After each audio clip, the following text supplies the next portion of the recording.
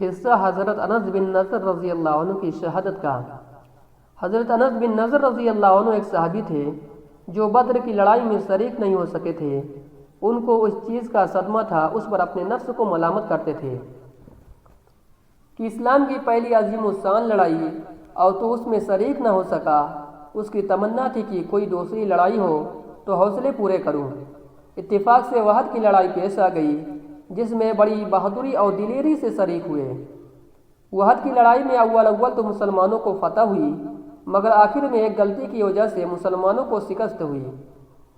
وہ غلطی یہ تھی کہ حضور اکرم صلی اللہ علیہ وسلم نے کچھ آدمیوں کو ایک خاص جگہ مقرر فرمایا تھا کہ تم لوگ اتنے میں نہ کہوں اس جگہ سے نہ ہٹنا کہ وہاں سے دشمن کے حملہ کرنے کا اندیشہ تھا۔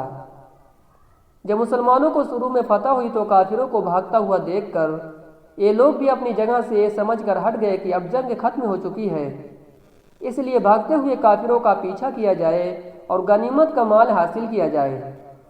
اس جماعت کے سردار نے منع بھی کیا کہ حضور صلی اللہ علیہ وسلم کی ممانعت تھی، تم یہاں سے نہ ہٹو، مگر ان لوگوں نے یہ سمجھ کر کہ حضور صلی اللہ علیہ وسلم کا احساس صرف لڑائی کے وقت تھا، وہاں سے ہٹ کر میدان میں پہنچ گئے۔ بھاگتے ہوئے کافروں نے اس جگہ کو خالی دیکھ کر اس طرف سے آ کر حملہ کر دیا۔ مسلمان بے فکر تھے، اس اچانک بے خبری کے حملے سے مغلوب ہو گئے اور دونوں طرف سے کافروں کے بیچ میں آ گئے، جس کی وجہ سے ادھر ادھر پریشان بھاگ رہے تھے۔ حضرت انس رضی اللہ عنہ نے دیکھا کہ سامنے سے ایک دوسرے صحابی حضرت سعد بن معاذ آ رہے ہیں۔ ان سے کہا، اے سعد کہاں جا رہے ہو؟ خدا کی قسم جنت کی خوشبو احد کے پہاڑ سے آ رہی ہے۔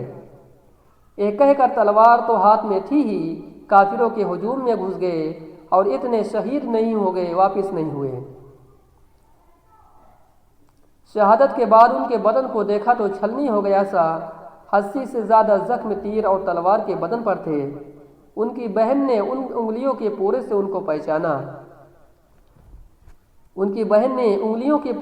کو پہچانا۔ فائدہ: جو لوگ اخلاص اور سچی طلب کے ساتھ اللہ کے کام میں لگ جاتے ہیں ان کو دنیا ہی میں جنت کا مزہ آنے لگتا ہے۔ یہ حضرت انس رضی اللہ عنہ زندگی ہی میں جنت کی خوشبو سونگھ رہے تھے۔ اگر اخلاص آدمی میں ہو جاوے تو دنیا میں بھی جنت کا مزہ آنے لگتا ہے۔